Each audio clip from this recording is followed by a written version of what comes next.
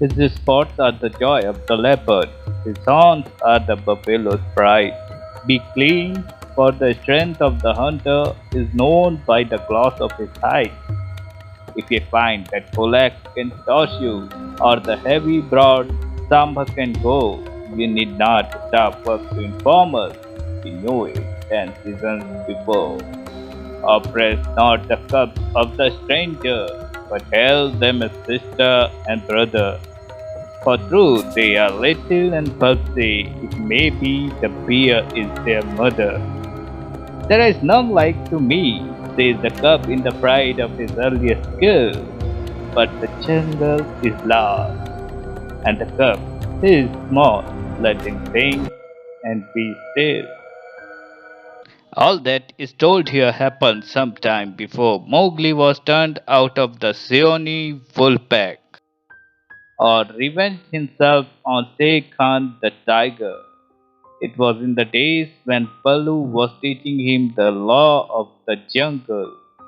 The big, serious old brown bear was delighted to have so quick a pupil, for the young wolf will only learn as much of the law of the jungle as applies to their own pack and tribe, and run away as soon as they can repeat the hunting words.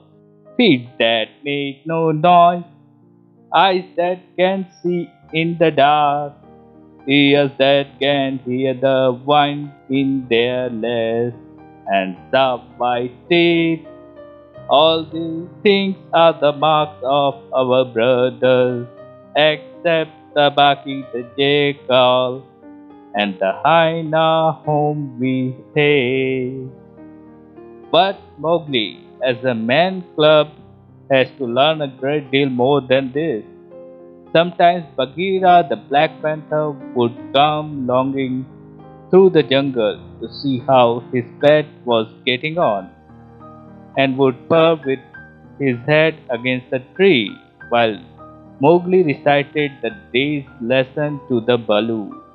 The boy could climb almost as well as he could swim, and swim almost as well as he could run. So Baloo, the teacher of the law, taught him the wood and the water laws, how to tell a rotten branch from a sound one, how to speak politely to the wild beasts when he comes upon high of them 50 feet above ground, what to say to the mang the bat when he disturbed him in the branches at midday, and how to warn the water snakes in the pools before he splashed down among them. None of the jungle people like being disturbed, and all are very ready to fly at an intruder. Then, too, Mowgli was taught the stranger's hunting call, which must be repeated aloud till it is answered. Whenever one of the jungle people hunts outside his own grounds, it means, translated, give me leave to hunt here because I am hungry. And the answer is, hunt then for food, but not for pleasure. All this will show you how much Mowgli had to learn by heart, and he grew very tired of saying the same thing over 100 times. But as Baloo said to Bagheera, one day when Mowgli had been cuffled and run off in a temper, a man's cub is a man's cub, and he must learn all the law of the jungle. But think how small he is, said the Black Panther, who would have spoiled Mowgli if he had had his own way. How can his little head carry all high long talk? Is there anything in the jungle too little to be killed? No. That's why I teach him these things, and that is why I hit him very softly. when he forgets. Softly, what dost thou know of softness, old iron pit? Bagheera grunted. His face is all bruised today by thigh. Softness? Uh, Better he should be bruised from head to foot by me who love him than that he should come to harm through ignorance. Balu answered very earnestly.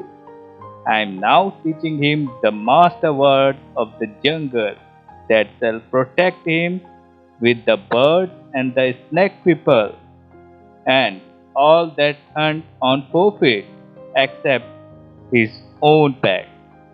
He can now claim protection if he will only remember the words from all in the jungle. Is not that worth a little beating? Look to it, then, that thou dost not kill the man cub. He is no tree trunk to sharpen thy blunt claws upon. But what are those master words? I am more likely to give help than to ask it. Bagheera stretched out one paw and admired the steel blue ripping chisel talons at the end of it. Still, I should like to know. I will call Mowgli and he shall say them. If he will, come, little brother. My head is ringing like a bee tree, said a sullen little voice over his head, and Mowgli slid down a tree trunk very angrily and indignant, adding as he reached that ground, I come for Bagheera and not for thee, fat old Balu. That's all one to me, said Balu. True, he was hurt and grieved. Tell Bagheera, then, the master words of the jungle that I have taught thee this day. Master words of which people? Said Mowgli, delighted to show off. The jungle has many tongues. I know them all. A little thou knowest, but not much. See, Bagheera, see, O Bagheera, they never thank their teacher. Not one small bookling has ever come back to thank old Balu for his teaching. Is the word for the hunting people. Then, great scholar, we be of one blood, yea and I, said Mowgli, giving the words the bare assent which all the hunting people use. Good. Now for the birds, Mowgli repeated, with the kite whistle and the end of the sentence. Now for the snake people, said Bagheera.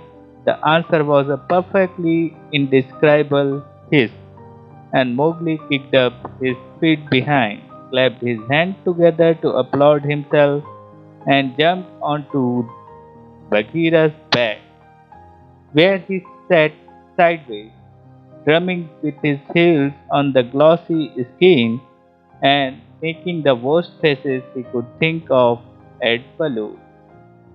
There, there, that was worth a little bruise, said the brown bear tenderly. Some day thou wilt remember me.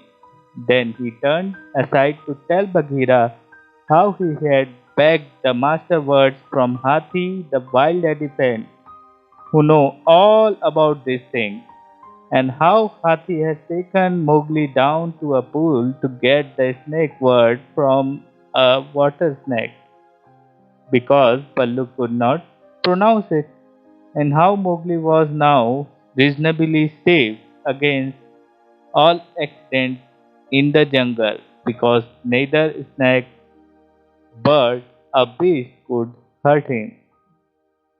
No one then is to be feared. Baloo wound up patting his big furry stomach with pride. Except his own tribe, said Bagheera under his breath, and then aloud to Mowgli, have a care for my little brother? What is all this dancing up and down?